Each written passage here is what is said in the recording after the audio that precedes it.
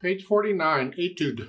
An etude is a study piece, where you're studying some aspect of musicianship or musical playing or something, some technical thing, who knows, could be anything.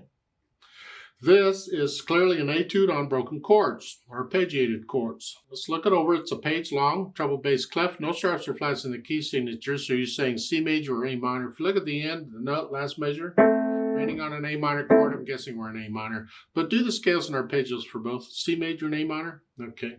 And by that, how much you do is up to you. You should be able to do a C major scale and hopefully an A minor scale 1 octave easily by now. In that case, you should be doing those 2 octaves. The arpeggio, you can still just do a 1 octave for a while. And 6/8 time, which explains all the eighth notes. Every note gets a count.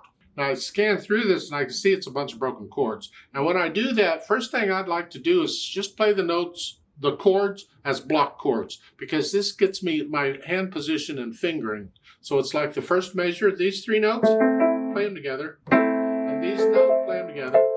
So it's just here, second measure's here, it's 4 chord, then down, come down 1, 4 chord. Do it again. See the pattern? Oh, it changed. I get the idea of the chords, and then I can break it up, makes it a little easier to play it. This is here 1, 2, 3, 4, 5, 6. Connect all of these together. Okay.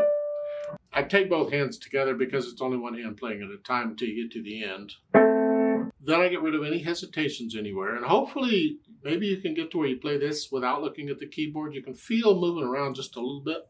Then the articulation. These are slurs on these measures. Don't separate them.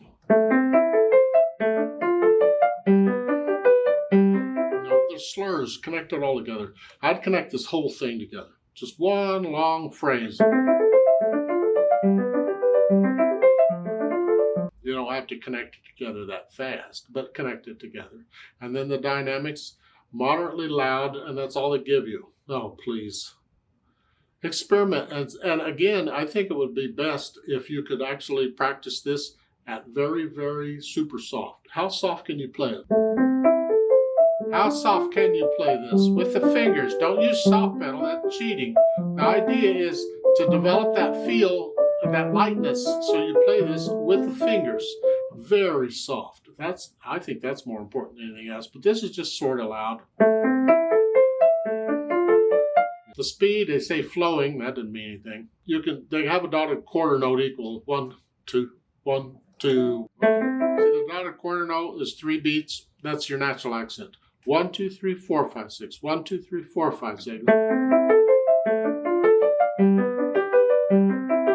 And that's fine if you can play that fast, accurately, and evenly. Fine, go for it. Now on top of all that, they've added pedal.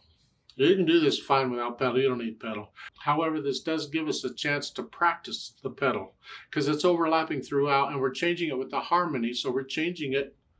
Well, the harmony changes pretty much with every measure, so we're changing it with every measure. You push the first note down and then the pedal. Let the note start and then the pedal. When you change the pedal on each measure, do it right after you play the first note, so it overlaps just a little bit. Well, that's a problem. Let's talk about that. I'm going to push the note down first and then the pedal. I'm going to change it right after I play the note.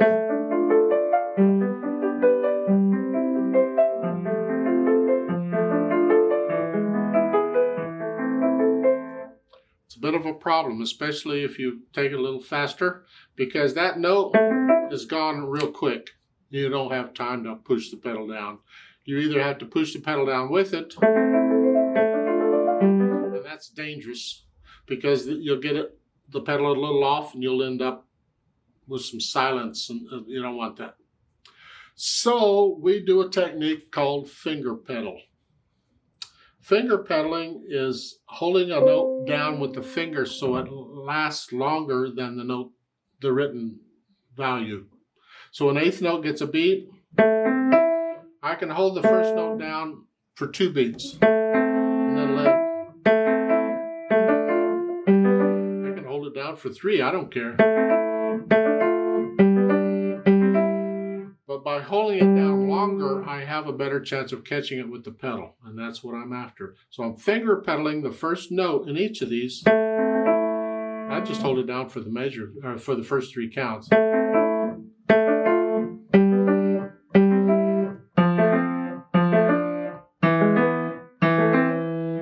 So I can catch it with the pedal.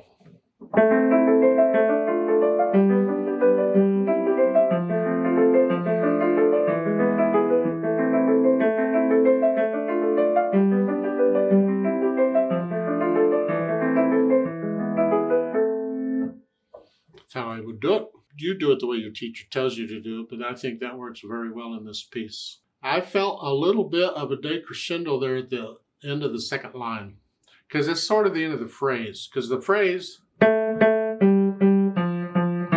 start again. So I felt a little decrescendo at the end of the second line, and then come back up at the measure 9. For a new phrase, yeah, I didn't separate the phrases with any silence, but I still felt the coming off at the end of the phrase and then starting again. You kind of shape the phrase that way. You can do it at the end too. You get a little softer at the end. Play it to come down a little bit. That's interpretation. Let's play this together very slowly and check the notes and the rhythm. So I'll give us 6 counts. And I'm not going to do the pedal because you hear the notes better without it. We're not performing it. We're just checking notes and rhythms. 1, 2, 3, 4, ready, go.